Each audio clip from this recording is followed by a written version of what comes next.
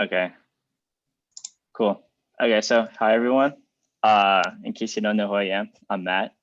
I'm one of the e-board members for Tech NYU, where I'm treasurer, and I'm also help with mentorship. So I don't think any of you guys are involved in mentorship, it seems, but yeah. Anyway, so yeah, feel free to turn on your cameras. This is supposed to be, it's mostly like an interactive event where we kind of just go over the principles of HTML and CSS. And so basically, I guess the outline of today, it's going to be just going through first HTML and then CSS, and then we're going to start. I'm thinking of I could start like sort of. I was looking at some of the designs you guys made last week. I could try perhaps like mocking one of them to show like the processing creating a website. And then finally, we'll go through like what are your next steps and kind of like your, I guess, web development journey. And so, yeah, so I guess some background on me. So I'm part of the eBoard, like I mentioned. And so as far as working with like HTML, CSS stuff, I've been working on it for like, I think I first learned it in high school, but I haven't been like working at it consistently since then. Oh, hi, Peter. Anyway, so, so yeah, and I primarily learned through this really great website called W3 Schools. So I think I'll just start screen sharing right now, and then I could just show you guys. So first, this is my personal website. I know it's not like the most aesthetically pleasing, but it's pretty simple. It was really simple to make. So in case you guys, this I guess could be an inspiration for one of your layouts that you want. But yeah, so we might dissect into that later. But yeah, first, a really great resource is W3 Schools, where you can just basically, honestly, I just went through like learn HTML, and I just kind of just went through all of the different, oh, hi, new person. I can't really see all your faces. Oh, Hunter, hi. But yeah, you can just go through all of the different things. But honestly, I think the best way of doing it is just by learning, as a lot of people will say. I mean, just by doing, not learning, I'm sorry. But yeah, so let's just start getting into it. So I guess first, if you guys want to follow along, feel free. If you just want to watch me do all the things, feel free. That works as well. But yeah, so I guess first we could start with HTML. So I guess in essence, HTML is, it stands for Hypertext Markup Language, and it basically is the building blocks for all websites. You might have heard of different like web frameworks, such as like, I guess, React, Vue, Angular. Like if you haven't, like that's perfectly fine. That's pretty like advanced stuff. But essentially those frameworks are just basically converting the code you create into HTML. So like HTML is just the building block of all websites, and it was created in like the 90s, I think. So it's really old, maybe not the 90s, I don't know, but it's super old. But yeah, it's really essential to know. So starting off with it, it basically defines the structure of your page. So I guess I'll first start going into the code. So what I'm going to do is I already create, so I'm going to create a new folder under this thing I called lessons. So I guess I can call it HTML/CSS. And then, so I created this new folder, and this is where we're going to start all our files in. So let me first just open this in VS Code, which is the editor that I primarily use. And if any of you are following along, like doing it on your own laptops, like feel free to stop me if you need any help or anything. But yeah, so I guess the first thing we're going to do is declare index.html. And so what this is it's essentially the, this is the HTML file that we're going to be working with. And I called it index, which is kind of like the common terminology for like, I guess, the home page kind of. So usually every HTML document starts with this tag. Let me first minimize some Zoom stuff. And all of this might not make sense at first, but I'm just going to start with the boilerplate stuff so that we can start getting into describing like how everything works. So everything first starts with this doc type HTML thing. And then we're going to declare, we're going to do this. And this is all just boilerplate stuff. So it's really okay if you don't really understand what's going on right now. But as I said before, HTML is this language for creating the structure of your website. So, so here's the current structure of our website. I'm sorry, let me step back. So HTML is basically made up of a bunch of things called elements. So an element of a website, for example, could be like here. This is an element of a website. So this is like, I guess, a heading element, right? It's to define a header within your website. And then another example of an element is this. This is just like a paragraph element. It's like just writing on your website. So, so I'm just looking at my notes right now. So I guess a way we could start defining elements. So let's go into here. So this is the body section. So within the body section is basically everything you put in here is going to be displayed on your website. So let me first start off with declaring a new element for our website to start adding some structure to it and adding some content. So actually, let's not do that. Let's start with this thing. So right now, this is a P tag, and it's basically the P stands for paragraph. And so it's just a way of, I guess it's kind of self-explanatory. It's a way of like writing stuff onto your website. So if we start with our P tag, and each element in HTML first starts with the opening tag. So you can see it's represented by this caret. And then we put the name of our element, which is P, or stands for paragraph. And we put this closing caret. And then in addition, we have this closing tag, which is essentially telling us that's where our P tag is going to stop. So yeah, so let me just start writing stuff in here. So I can say, hello, everyone. This is my website. So so I just saved my file. And then now let's just go back to the file. And you can see I created this new file.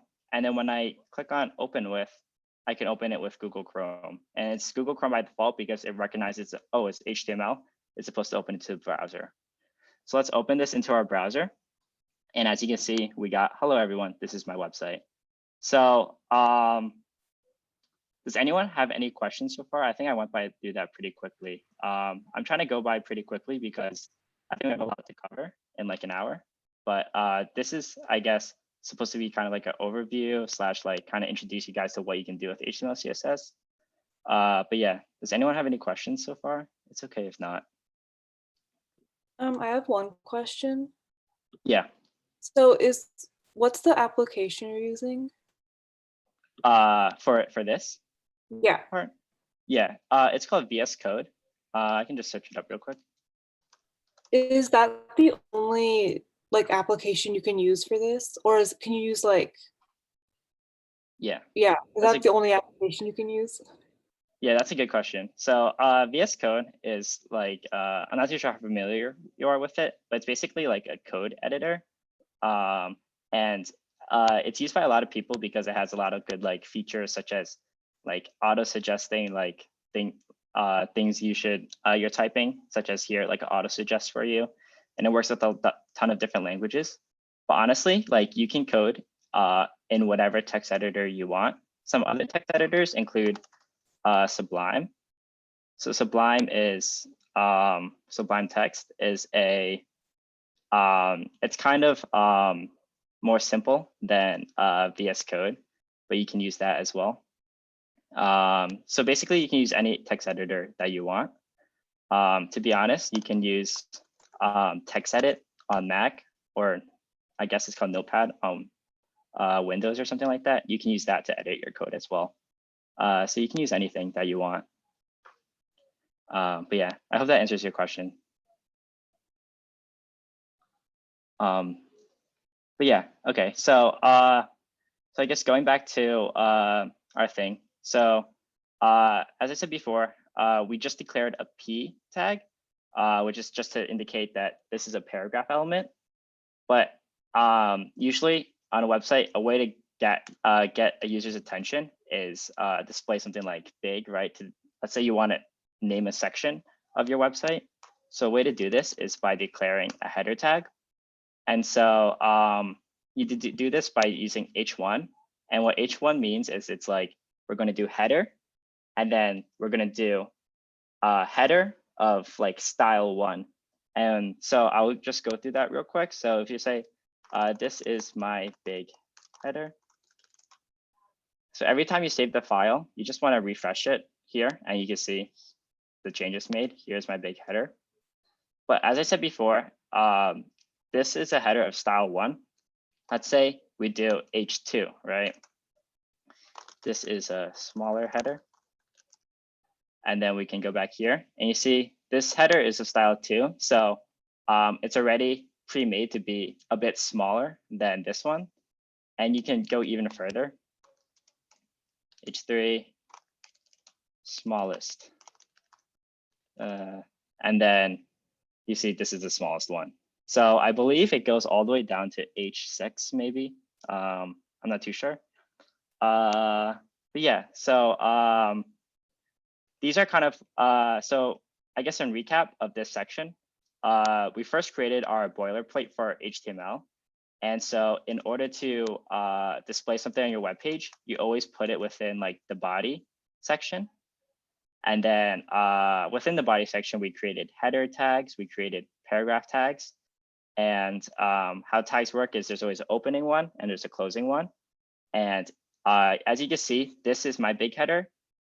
All of it is encompassed within these opening and closing tags, as well as here, here, and here. Yeah. If anyone has any questions, feel free to ask.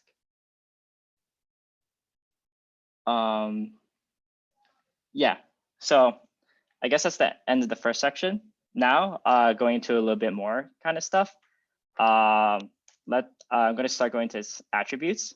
So what attributes are in HTML is kind of just, you have these tags, but attributes are sort of a way to add more information to the tags.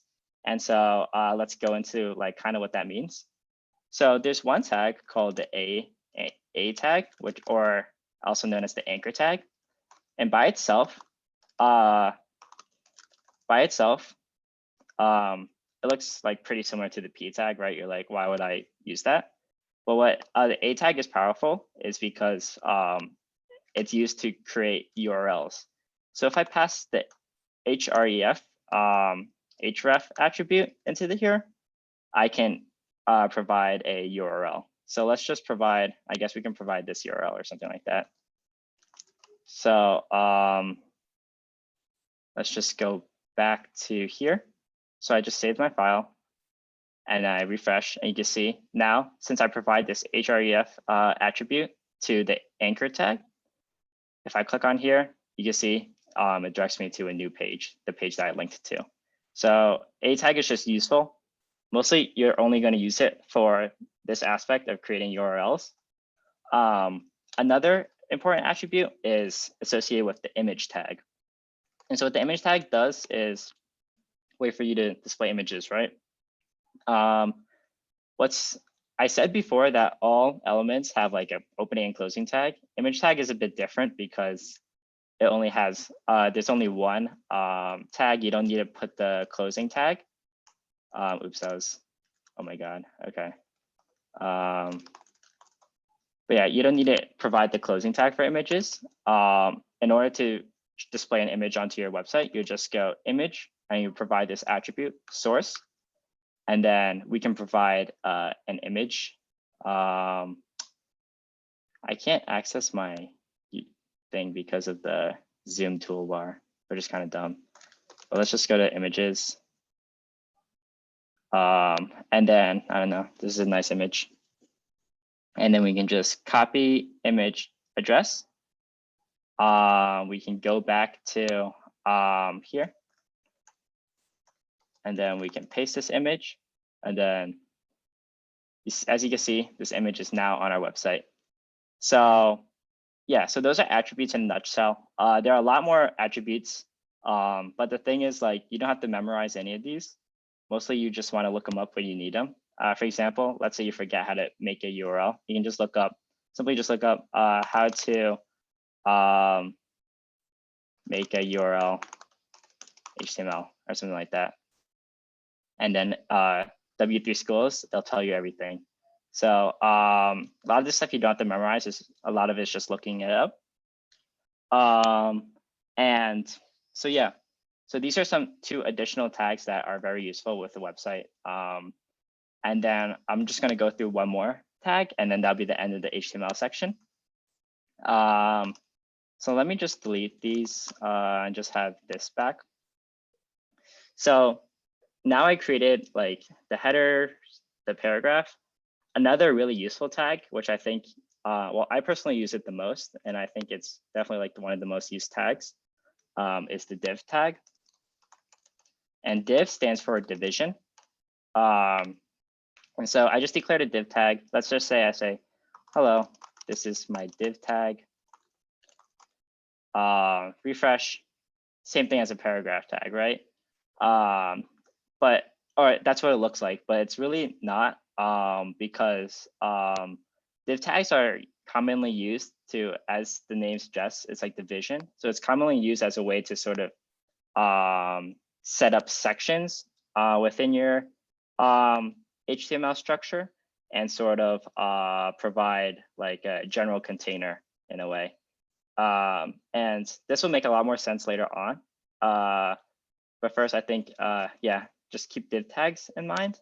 One difference that you can see here immediately is that if we just create another one, you can see they're sort of like pretty close together. Let's just create another paragraph tag, right, one after the other. You see there's a bit of space. So paragraph tags sort of provide that margin already. You don't have to specify it. While div tags are sort of more plain, they don't provide that margin in between the tags. So I guess that's kind of shows how div is a bit more like of a general use case. But yeah, so that kind of ends the HTML section. I'm going to reference it a bit more later. But yeah, does anyone have any questions so far?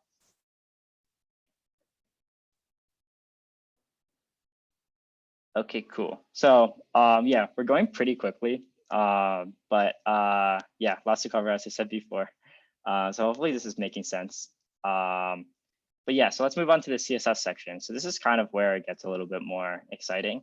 So HTML is sort of boring. You can't really do too much with it, right? What makes a website pretty sick is like the styling that you do to it, right? Sort of how you design it. And I know you guys did some styling in Figma last event. So all those styles that you did there, you can apply it here through CSS. So CSS stands for Cascading Style Sheets. And so it's just a way of like styling in HTML. And so there are three ways to do CSS. The first one is inline CSS. Second one is internal, and the third one is external. So this I guess I'll just go through each of them one by one. So let's first start off with inline CSS.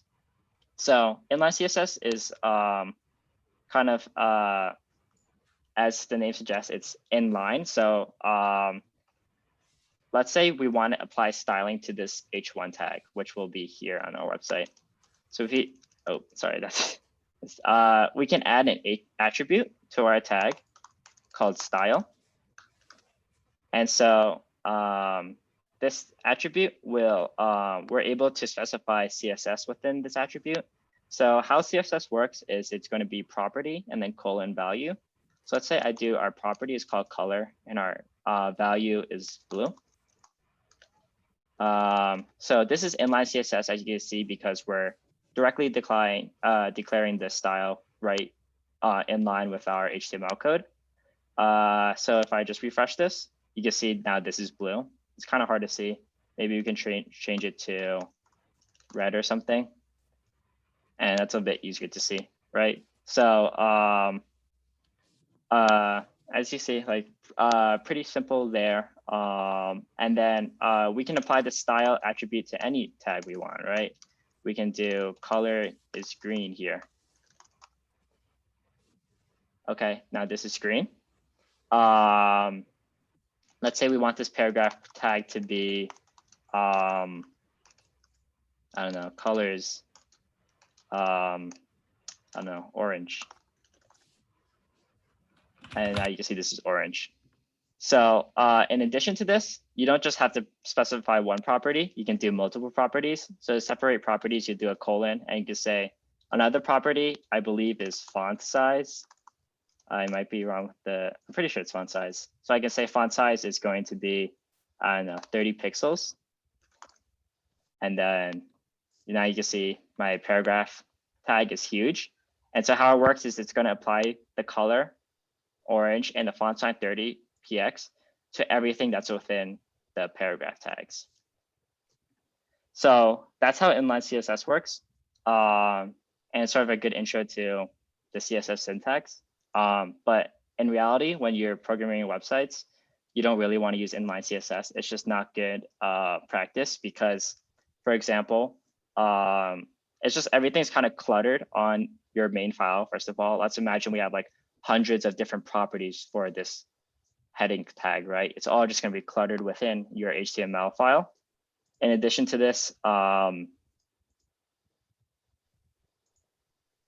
yeah, so I'll start getting into why you would not want to use inline CSS now.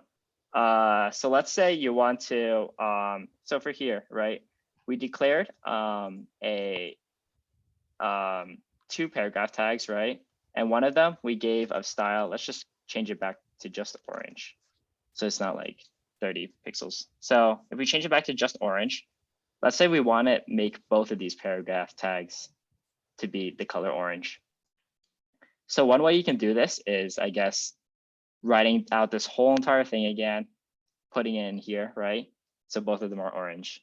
And so this way works, right? It's going to work. But imagine if you had 100 different properties within here, and you want to apply it to all of the paragraph tags. That's going to be a lot to write out, right?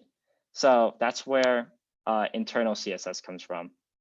So internal CSS, the name is internal because it's going to be within your HTML page. So we're going to declare our internal CSS here. So we'll say after, after the HTML tag, we're going to say style. And then, so this is just another grouping of basically all the CSS styles you want to make. And then with CSS, how it works is there's this thing called a selector, which is where we want to apply the styles to. So let's say when we want to apply the styles to all P's, right? All the P tags, all the paragraph tags. So it's going to say P is our selector. It's going to, we use these brackets to indicate all the CSS styles that we want to apply to it. And then property and value, right? So color is orange. And then I just always put a semicolon at the end to indicate that we're done with that one. So let me just take away this inline style. And then let's just reload this. And as you can see, all of the paragraph tags now are applied to be orange.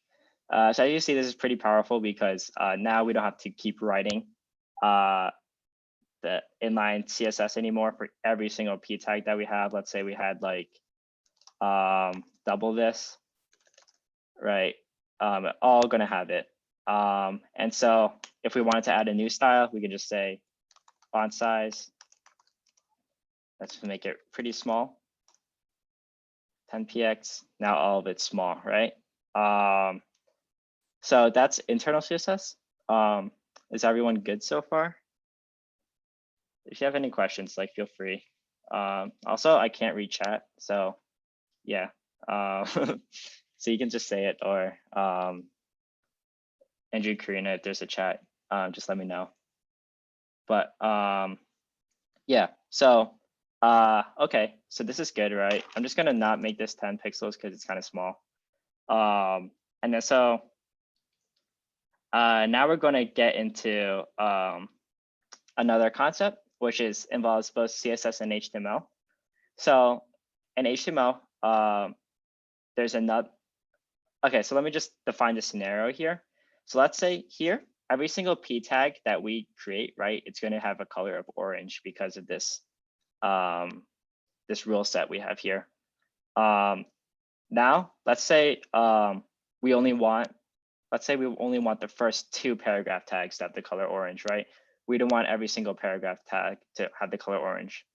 So So what we know so far is one way we can do this is only put inline CSS for these two, right? But we know that inline CSS isn't the best. So another way we can do this is by using something called classes. So classes are really powerful. You're going to be using that a lot as well. So classes is a way of sort of grouping HTML elements together. So we can say class equals, and then we're just going to give a name to the class, right? So one could be orange text. So that's going to be the name of our class. I usually like to separate them by hyphens. I'm not too sure why. I don't know if that's standard practice, but so let's just delete what we had there. If we delete what we had there, oops, let's go back to that. Okay, if we delete what that had there, right, there's no more orange styling. So if we, so now that we declared our class, a way to reference this class in CSS is by using this dot. So if you do dot orange text, we specify a color is orange. We can see only this paragraph class tag is going to have this styling, right? Well, let's say we want this one to have orange styling as well. So we do class equals orange text.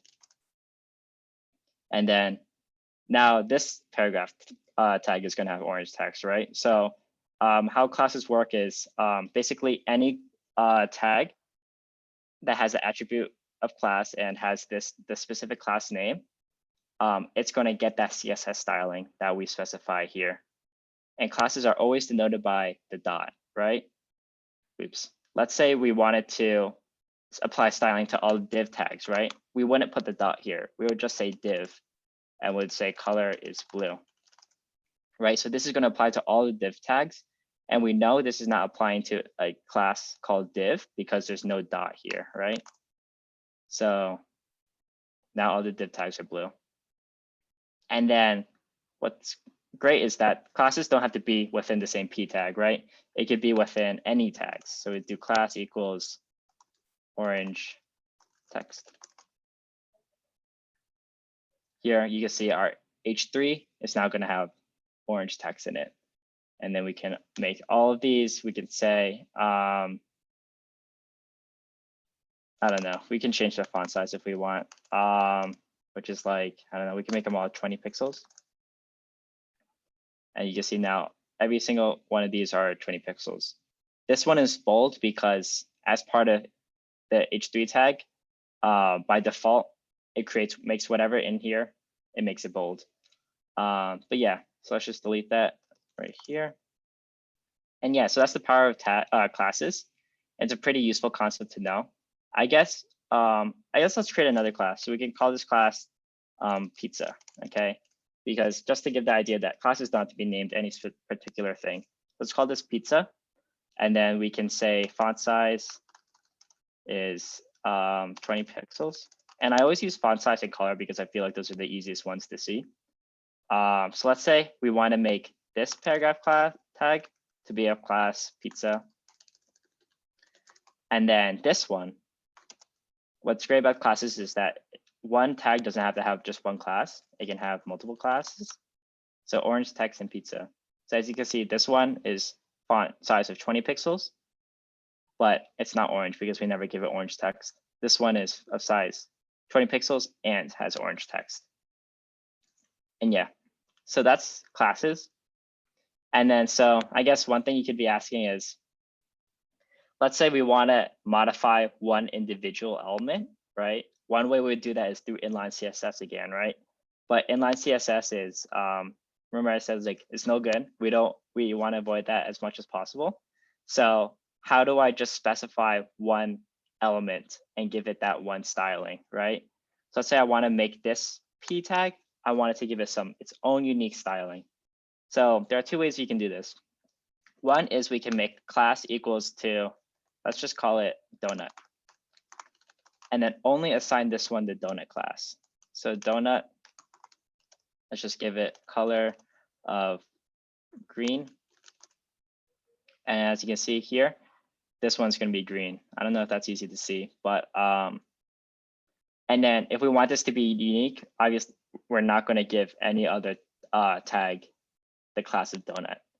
But in order to ensure that we just want this one to have the class of donut, instead of using classes, we can use these things called IDs. So ID is you can only assign an ID property of donut to one tag. If you assign this one, if you give an ID of donut, it won't work because you can only use ID of donut once. So in order to specify the style for an ID, instead of using the dot, it's going to be the hashtag or the hash, whatever it's called. And as you can see here, it's still green. It's applied to, it has the ID of donut, and we're applying only the style of green to anything with the ID of donut, which can only be one thing, which is here. So yeah, that's sort of basic classes and some inline CSS. And before we go into, I guess, if anyone else has any questions, before we go into that, I would like to talk about external CSS. So external CSS is a way of, so this is, we had inline here, right? Now we have internal here, sort of like break it up a bit more. Now we want external CSS, which is break this whole thing up even more. So to do external CSS is we create a whole new file. We can call this index.css as well. And then here is where we're going to define all of our styles. So if you just go all the way here, paste that in here, format that a bit. And then here, we can just get rid of our style tags. And then in our header, which is sort of like, header is sort of used to put like, none of the things we put in header is going to display on the web page, but we can just put link, this tag called link, rel. I believe it's relative, I'm not too sure. But you just put style sheet here to indicate that we want to link an external style sheet. And we'll put href, I believe, index.css. And then I think it should work. Yeah, so as you can see, we took out the internal CSS out of here. We put it into the separate file, and then we reference this separate file with this new tag. And keep in mind, this URL works because we're within the same directory. But yeah, does anyone else have any questions? I know I went through a lot. I mean, I guess I have a question, but it just relates to like general workspaces. Like whenever I set mine up, I feel like they're always really messed up. So I might have missed that at the beginning, but can you go over how you set yours up at the very beginning? Yeah, so how I set it up is first, I guess how I generally set up my folders is I have like projects folder, and I have just a bunch of different projects that I've been working on. So here I just called it lessons because I didn't really fit in anything else.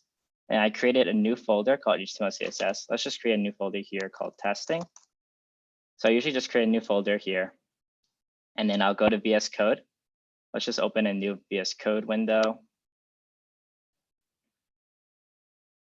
So I'm in my new VS Code window. I'll say open folder, and I'll go to testing.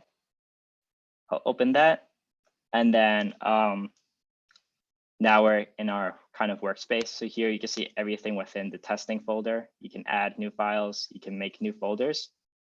That's how I set up the workspace. In addition to that, one way you can start, I guess, properly setting up your file structure. File structure is pretty important when you have bigger projects.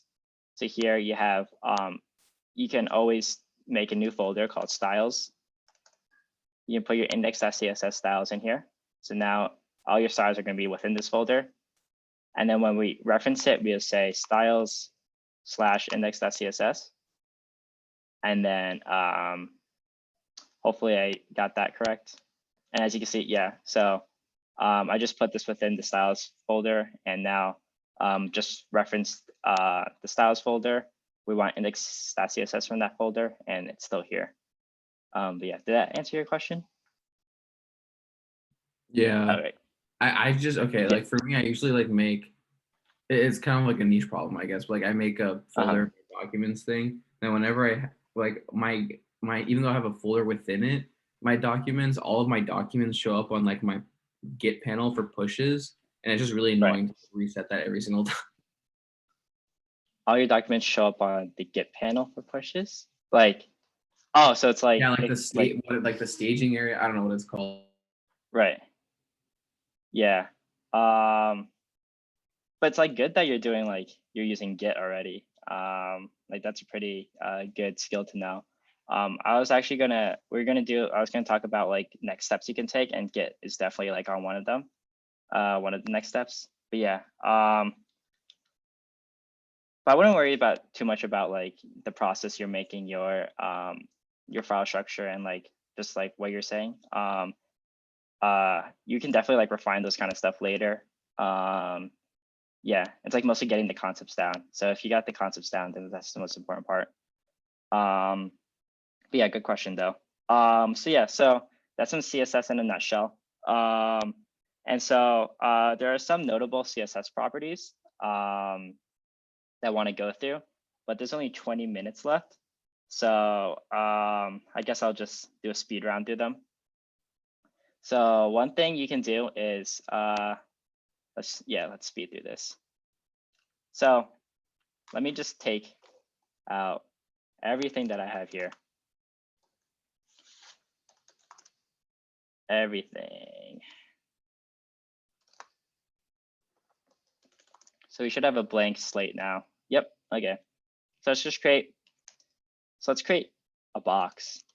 And this will sort of show you, I guess, a bunch of the CSS properties I think are worth knowing, and sort of how you can start working on your website.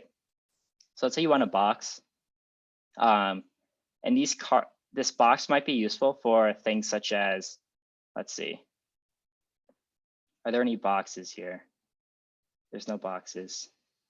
I guess it could be used as something like a card, right? Like for example, if we go back to Google, fuck, there's no boxes. Where's a box? I don't know. Anyway, we'll just do it. Yeah, so I like to make boxes a lot. Cards, I guess is what they're called. So I'll just show you how to do that. So div, as I said before, it's sort of like a container for things, right? So one thing we can do with our div is we can put a different variety of tags within them, right? We can put a h1. Let me just do that, h1. And then we can say, let's say this is a card we're a restaurant, right? We're just featuring our products. So this is say waffles, or this is for your personal website. So let's just say this is a card to represent one of the projects that you worked on. So let's say you worked on some web scraper or something. So we're gonna have that web scraper. And then let's just say, actually, let's just say P, this is a web scraper I made that is very useful. Okay, so here you can't really see the effects of the div, but if you I forgot to go through this before, but one really cool thing you can do is if you're on Chrome, if you right click and press inspect, it'll bring up this thing where you can see all your HTML elements, right? And what you highlight over, it's going to show you what HTML element you're like referencing. So here, as you can see, I have my div, which indicated by this blue thing, it encompasses everything within here. I have my header, my paragraph, and that's about it, right? The orange stuff, you don't have to worry about just yet. But yeah, so let's say I want to make a card. So we're going to say, I want to give this of class. I hate this zoom panel at the top. Okay, so I'm just going to move this to be down here, so you can see both at the same time. So let's just give this of class. We can call it a card, and then we can do dot card, and then one useful thing is background color, right? always want background colors. So I guess one background color we can do, first start with gray. You see, not gonna look that good. So let me just change this to be something lighter. Let's save that. Okay, something lighter. Okay, that's fine. It's kind of ugly, but just speed rounding through this. So you can set a background color. We can set a border radius, which is basically rounding out these corners of the div. The border radius is 12 pixels. As you can see, it's a bit rounded out here, but there's not too much wiggle room in between here, right? So now we're going to introduce padding and margins, which are really useful to know. So padding is basically kind of what the name suggests. It provides padding within your elements. So I'll just show you real quick. So if I do padding : 20 pixels, it gives a bit more padding into our card, right? So here, our card, as you can see, this green stuff indicates the padding that I just applied. So it sort of gives like extra wiggle room in between the outside div, like the actual div, and the stuff inside of it. And then let's say this is pretty close to the edges of the screen, right? So let's say I want to give it some margins. So I can give it margin of, let's say 20 pixels as well. As you can see on the sides, it now has a margin, which is this yellow stuff. So padding basically is padding within the div element, while margins is sort of like padding outside of the div element. So everything around it has this margin, and then the green stuff is padding within. I don't know if that makes sense. I don't know if that's confusing. You guys can stop me if that's confusing. But yeah, so we have padding and margin. And then what else is there? I already did font size, right? I did border radius. You can declare border colors. So if I do border 1 pixel, which is defining that width of it, solid, which is defining that I want a solid border. You can do dashed, I believe. And then if I do black, that's going to define the color of the border I want. That's going to be a black border around it. We can directly specify the height and width of our div. So as you see, our div naturally is 100%, a width of 100%, which is all the way to the edges. If we wanted to make it smaller than that, we can explicitly say width is 50 pixels. That's kind of small. 200 pixels. Bam. It's 200 pixels wide now. And you can see here, we have 200 pixels. If we uncheck it, it'll be 100 again, 200, 100, 200. Let's see, what else can we do? And yeah, so that is CSS, some useful CSS things. And we only have 10 minutes left. There's a couple things so the rest of the session I wanted to go through creating a mock website. For example, I know Jaylee made her website recently. So here's Jaylee's website. I know you guys like worked with her before. So I was thinking of like creating a website such as this. I know a lot of you guys had this nav bar at the top, but I don't know if we have time for that. Because there's another concept that I want to teach, but it's kind of complicated. So possibly we can do an extension. What do you guys think, Karina and Andrew? Do you think I should just fly through it quickly, go over, or like do another event? Andre says Nav Bar. Nav Bar? Okay, so let's do the Nav Bar. Nav Bar is pretty cool, right? So yeah, pretty useful to know. So I might go a little bit over, but yeah. So if you got something to do Saturday night, I'm sorry. But so let's go through the nav bar. So let's create our nav bar. I'm going to create a div. As I said before, a div is like one of the most popular things. I'm just going to give it a class of nav bar.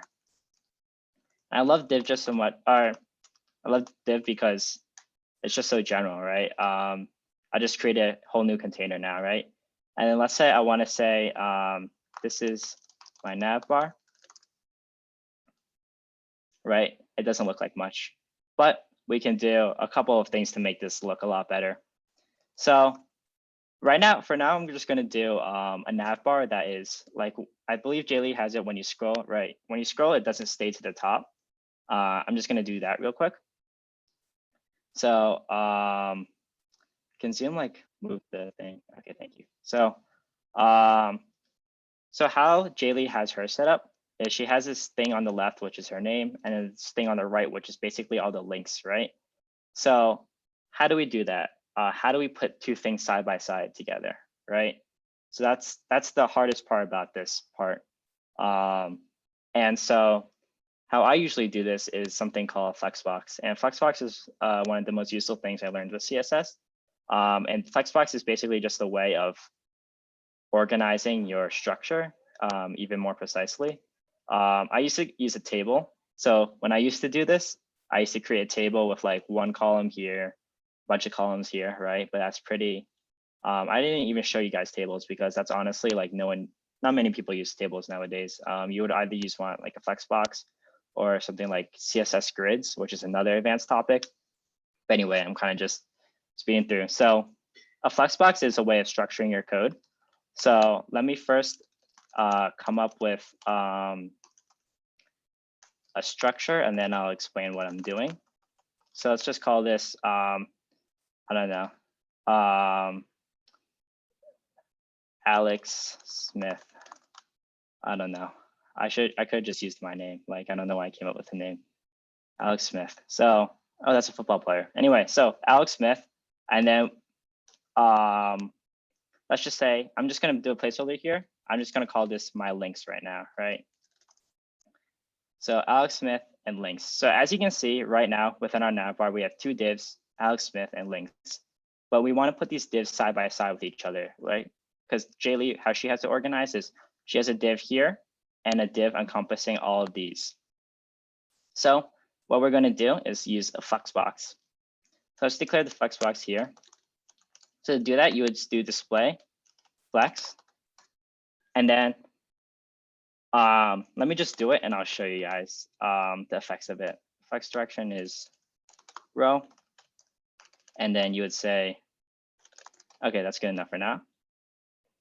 Okay, so what just happened here? So we have our two divs, right? So what Flex does is it sort of, I made this a Flexbox, right? And then so that means now it has the ability to sort of control the positioning of these two inner divs, right? And by control the positioning, here's what I mean. So now I can do this thing called justify content space between, and like also like I memorized most of this because I use Flexbox a lot. But like when you're first starting out, feel free to just look it up. Like I only memorized it because I've been using it for a while. Like it's pretty. I think it's kind of a complex topic to learn at first. So feel free to just like look it up and just keep looking up the syntax. Like syntax is not important, it's mostly just the concept. So specify content will do space between.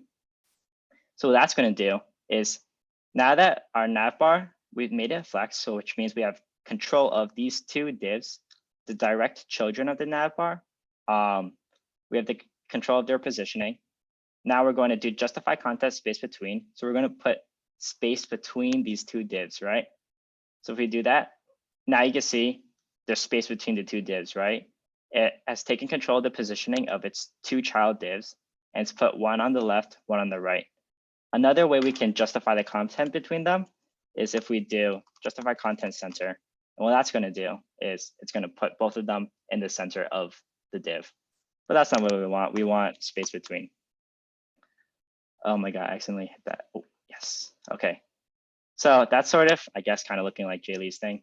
One thing is our font kind of sucks. So what I do is I can take control of the body tag and just say, I want the font, change font to Avenir next CSS.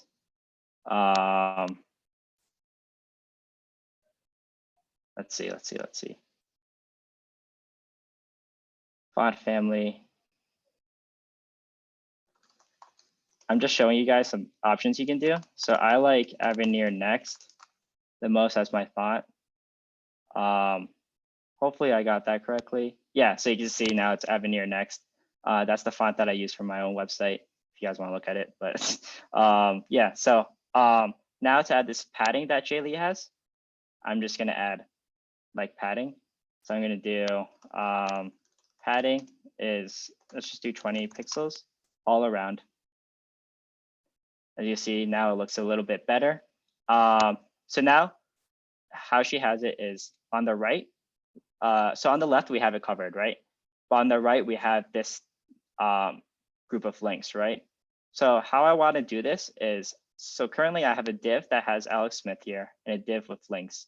And so here I want to modify the div a bit more. So it's not just going to contain links. It's going to contain like a bunch of A tags, right? So I'll just do A. Let's just call this home. About, and we'll just have 2 links for now. So as you can see, now we have our div Alex Smith on the left. Because of the Flexbox, this div is all the way on the right, and it's a container containing home and about.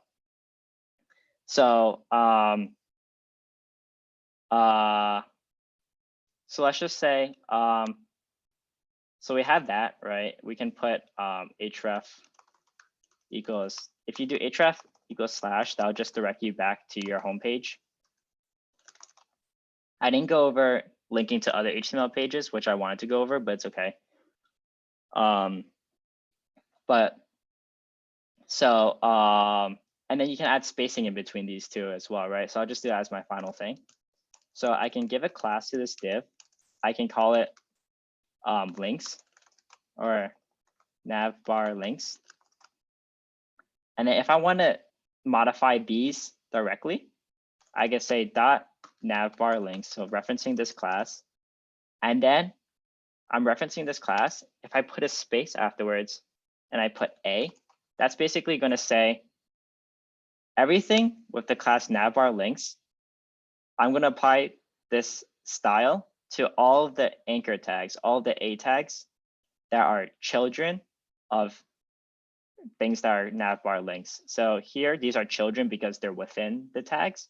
So all the styles I'm going to do here apply to all the anchor tags that are children of nav bar links. So here I can say, here we can put some padding in between them. So do padding. You can specify the direction you want your padding. So I'm just going to do, I'll just do padding. And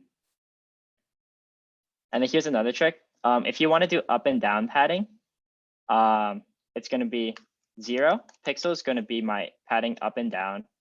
And then 15 pixels is going to be my padding left and right for each of them. So I know I'm going to do this really quickly, but just want to like show you as much as you can do. And as you can see here, now these two have their padding left and right of each other. And that sort of, I guess, emulates the website that I saw a lot of you guys design. Yeah, your homepage or your name here, and then your links here. Oops, okay. That's not the correct link, but you can put the correct link in there yourself. But yeah, and then I really wanted to do like how she has it sort of like this intro, and then show you how to do this part, this grid system, which is all just using Flexbox as well. But I don't think we have the time to because it's already 9. But yeah, does anyone question? I'll wrap up in like 5 minutes, but does anyone have questions about what I just did?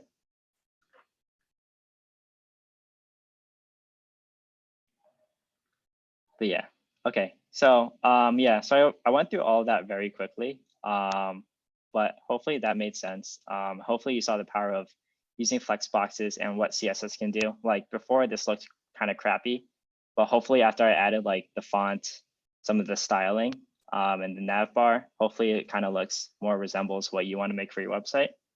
I just want to go over some of the next steps that you can do. Next steps is, I think, would be to kind of just understanding how Flexbox works a bit more, and